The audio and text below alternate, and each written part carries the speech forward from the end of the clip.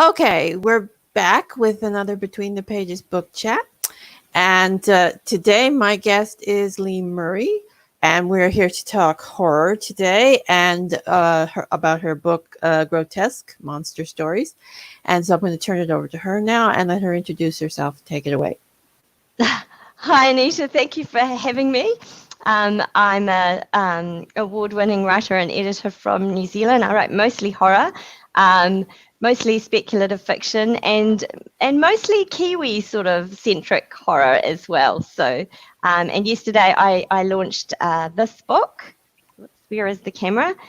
Which is called Grotesque Monster Stories from Things in the Well. It's my first ever collection of short fiction after sort of 10 or 11, 12 years of writing. So very excited. So thank you very much for having me on the aftermath of my launch day, which was really quite an event for me yesterday.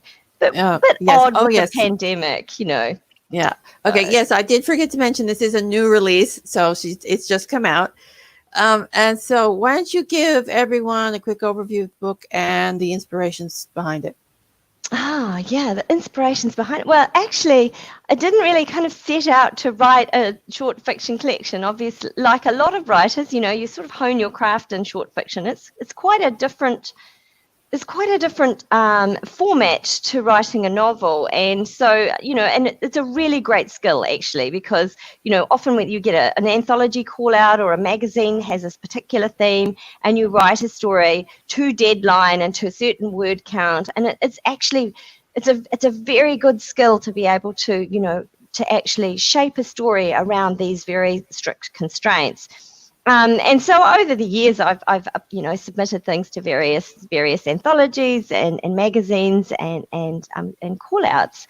But what was really interesting is that I've obviously gravitated towards horror and dark fiction, but I seem to have quite a collection of monster stories, things about different forms in different forms. And when Steve Dillon of Things in the Well said to me, "Oh, look, when you're ready to put out a collection, come and see me because I'd like to publish it." And I thought, well, I've only been writing 10 years. I really don't have quite enough stories to put out a collection.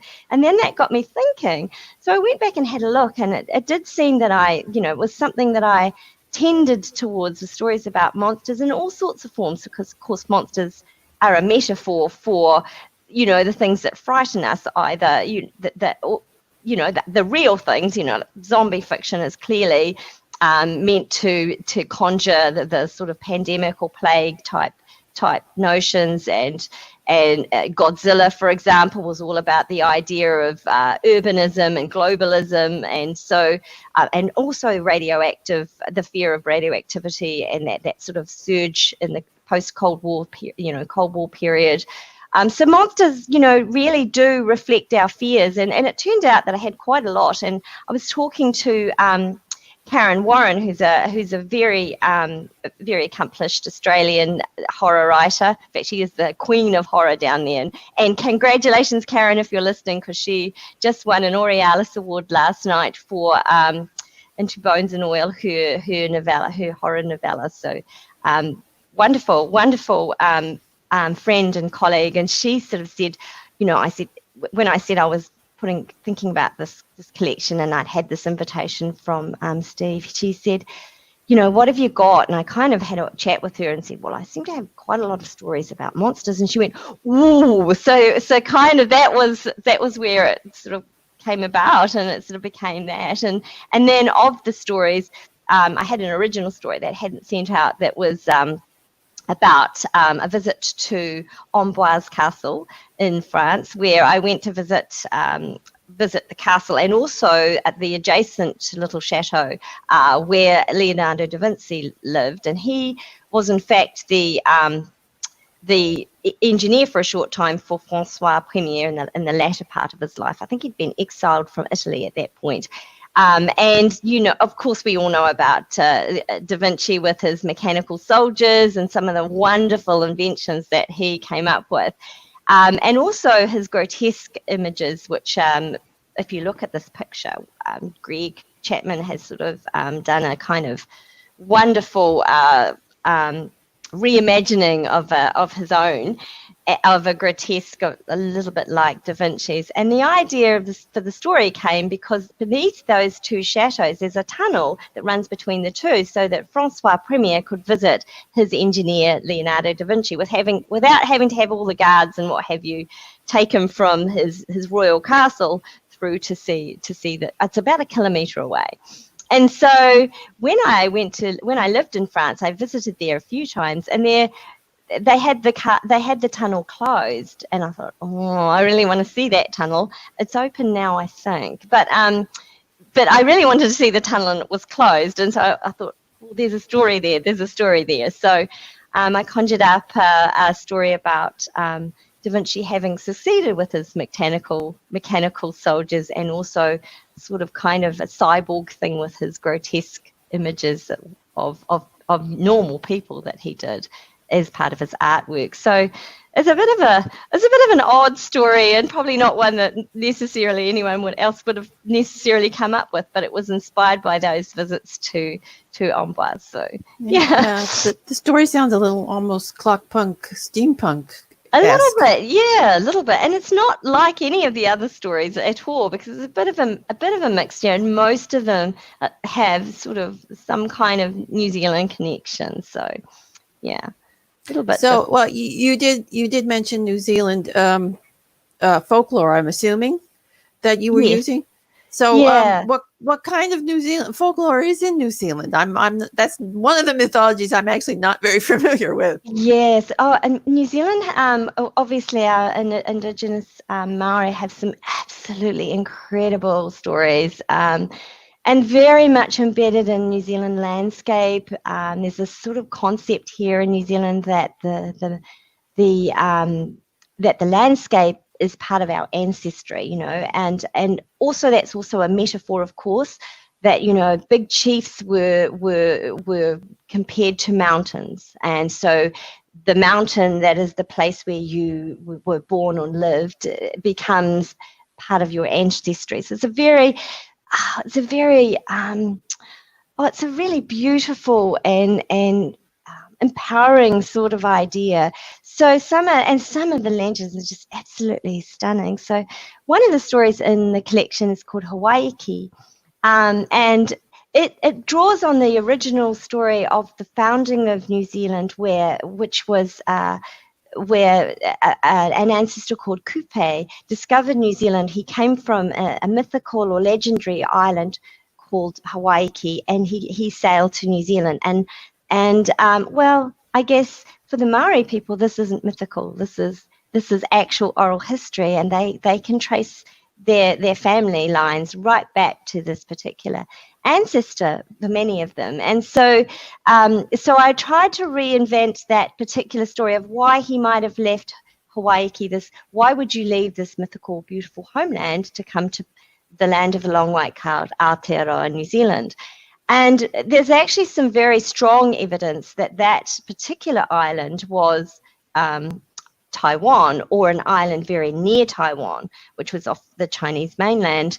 And my own family, I'm a third generation Chinese New Zealander, and my own family can trace their voyage to New Zealand from China through Taiwan and down into the Pacific and into New Zealand. And so I thought this is an wonderful opportunity to blend these two ideas of my heritage and also my natural history, that my homeland heritage, if you like, these two different sorts of mythologies, to bring together a sort of reimagining of the story of how Kupe left Hawaiiki to come to New Zealand. So it's quite exciting to be able to draw on not only the landscape and the culture of my, where I was born and grew up, but also sort of my back history and my own ancestors. So what are some of the other monsters or creatures that you've used in the stories?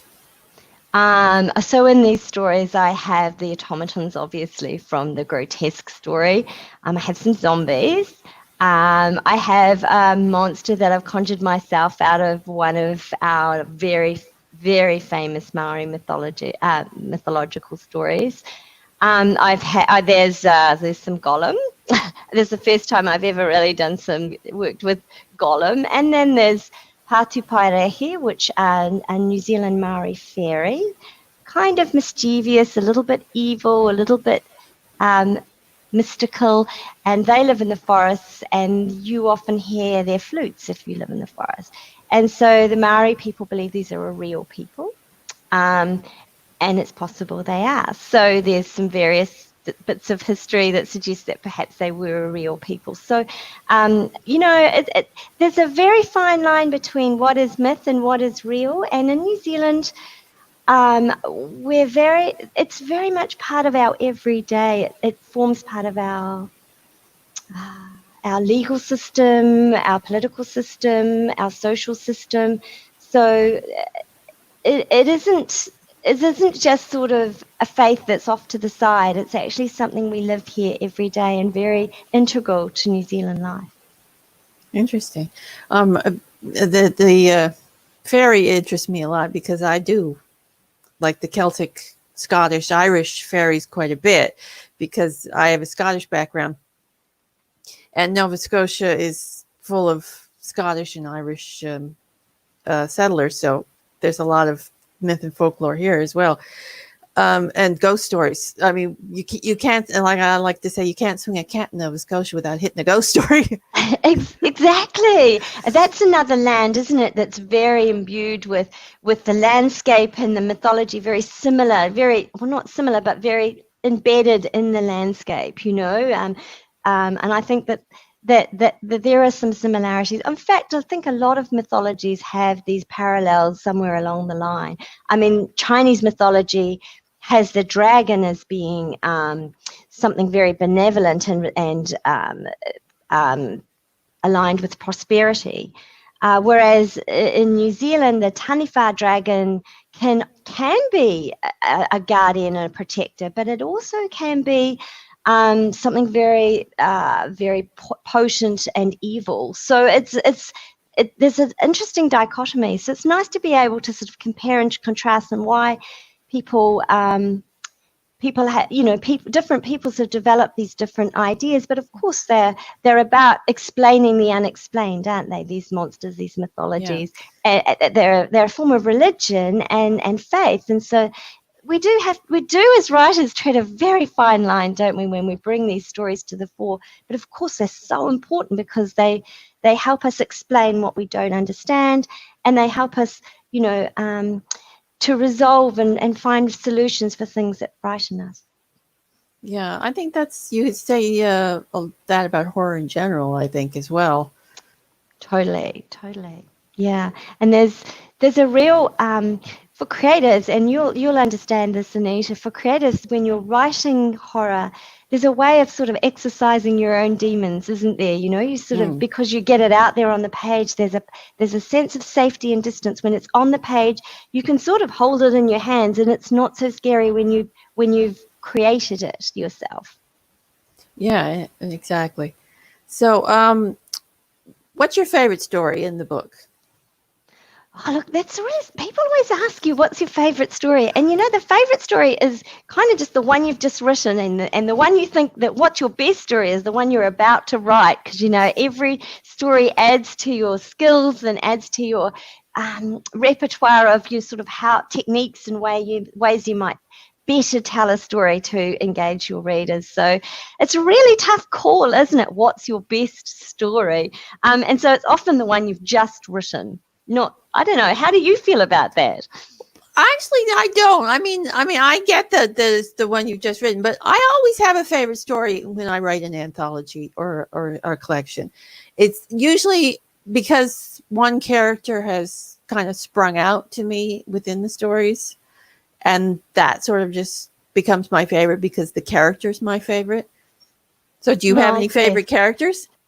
Yeah, well, I guess in this particular book, there's a Tane McKenna novella, and Tane McKenna is the hero of my military thriller. So hang on, what's number one? Number one is Into the Mist, and number two is Into the Sounds.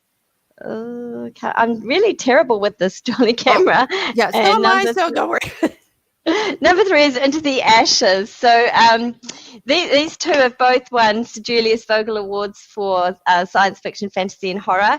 And this one, the third one, is on the finals list this year. So that's announced next week. But I'm thrilled.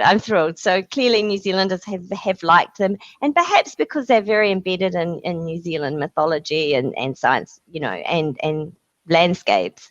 So in Grotesque, I've got a little novella, and it's always nice to visit, familiar characters. And I hadn't written a Tane story for maybe a year, so it was really nice to revisit that. I suppose it is nice to have characters and stories that really resonate for you because you feel familiar with them. So I guess that is true. I do like that story. So, and it's set very close to my home, just about 40 or 50 minutes drive from here, in a really beautiful part of New Zealand. So it's a story I really enjoyed writing. So did any of the stories give you any trouble when you were writing them? Dead End Town is a story which was nominated for a Bram Stoker Award, and that story it's not my story, but it's a kind of a Me Too story. It was inspired by that, and so it's not my story specifically, but I have a story, as do lots of women, and so it kind of came out of that. Although it is nothing, it's not to club you over the head with it or anything. It's just a story that wanted to say this happens, this happens, and this is how we deal with it. So I guess that story has resonated for me. And a lot of women have approached me since I wrote that story and said, this really hit the mark for me. But I think what's interesting about Grotesque is because there's such a range of stories there. There are 11 stories, and they're all quite different. Cave Fever is a little bit YA dystopia, and it's just a bit of a range of stories in there. And I think what's really interesting from the few reviews that have come out, because obviously it's just come out yesterday, but the few advanced reviews that have come out, nobody really has sort of said, it's not one story that's been a favourite. So one reviewer said, I love Dead End Town, and another reviewer has said, look, it's worth reading just for the Tane McKenna story, and another reader said, Heart Music is the story. It's, it's a flash fiction and it does everything it needs to do. So what I'm really happy about is it seems to be, everybody's chosen something different, which means I've probably maybe hit the mark by having something there for everybody. So. Well, that's always good. I hope so. I mean, you really never know. I mean, we can't be objective about our own work, can we? We're sort of Yeah, I find sometimes, though, I mean, my favorite story in a collection is not what resonates with the readers. So that's it. Every reader brings their own experience to a story, and so what resonates for one, it might not for somebody else. Depends on what their own lived experience might be. So you're right. So I think that there's no way of knowing how a story is going to be received, and which makes it so nerve-wracking when you put a book out there, isn't it? Yeah, it does. It also makes it fun, though, when you get the reader feedback and you see readers responding to a story that you thought was average. I thought was average, yeah. Yeah, and they're going, we love this, and I'm going, why? I'm glad you loved it. But because I mean, I don't think as writers we can never know what we're doing until readers read it. Yeah. You can. Well, I mean, some writing is just for ourselves, isn't it? And other writing is to go out there and to sort of tell a story for other people. But sometimes we just write things just for ourselves. And over the pandemic, I lost my dad over the pandemic, and in New Zealand, our lockdown period, and I wasn't writing much at all because it was a strange time for us, and it's really a strange time for us now too, because the rest of the world is, in an awful situation, and here in New Zealand we're sort of down here with holding our breath, waiting for the moment when we might get a second surge or something for the moment. And we're sort of in this kind of weird sort of survivor's guilt mode. But yeah, during the pandemic, I just wrote haiku, and I shared them with a friend. We write just send each other a haiku. It's just a once a week meeting online, and I send her one and she sends me one, and we have oh, I love this, and what is this, where did this come from? And we haven't shared them with really anyone much, but that's been a way of kind of getting through. That's just been for us, really. It's been such a nice way to connect, and also just a very quick snapshot. If you can't write 17 syllables, then you might be not really a writer, if you know what I mean. Yeah, well, I love writing haiku. I actually published 2 books of horror haiku. Oh, so congratulations. Yeah. I need to check those out. Yeah, that actually the horror haiku are fun. There's a Twitter hashtag that started it all, Horror Haikus Day. It's kind of gone into stasis at the moment because everything, but everything horror at the moment, isn't it? Well, the artist who started it, Jeanette Andromeda, she sort of had other things with her life, so it kind of wound down. But it's still over there on Tuesday, so I haven't checked it out lately because I myself have been so busy. But it's still. It's interesting, isn't it, how these kinds of projects run often by someone who's absolutely passionate about it, and while they've got energy, it's still it moves along. And then if it loses 1 or 2 key layers, sometimes they lose a bit of momentum. Yeah. But well, I think we're going to have to wrap it up here. But do you want to talk about? Oh, that went quickly.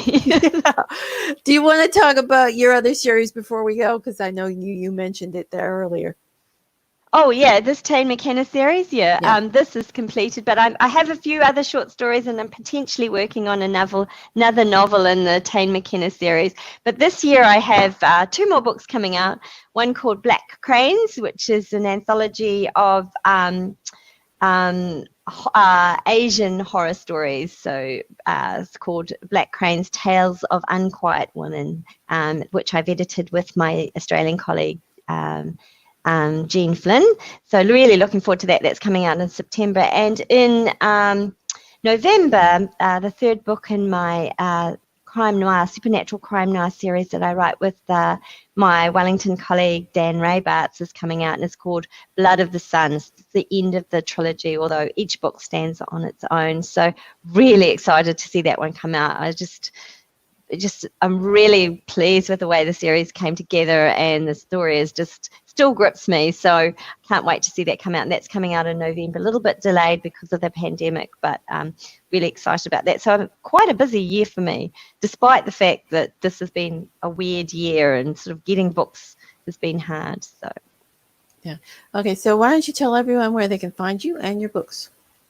You can find me on www.leemurray.info, and you can find me on Twitter, and you can find me on Facebook. If you want to join my reader group, it's called Monster Readers, so you can just look that up on Facebook and join us. We'd love to hear from you, and I tend to be, it hasn't been around long, but I'll be chatting in there with people a little bit more one-on-one. So yeah, always love to talk to readers, so please feel free to join any of those.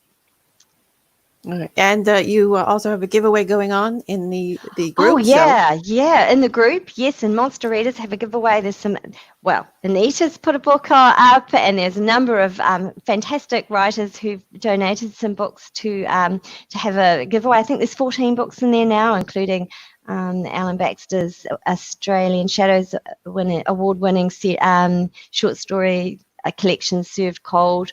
There's one of Mark Johnson's world-building trilogy in there. So yes, some great novels in there. I need to go back and thank all those authors because it's very kind of them.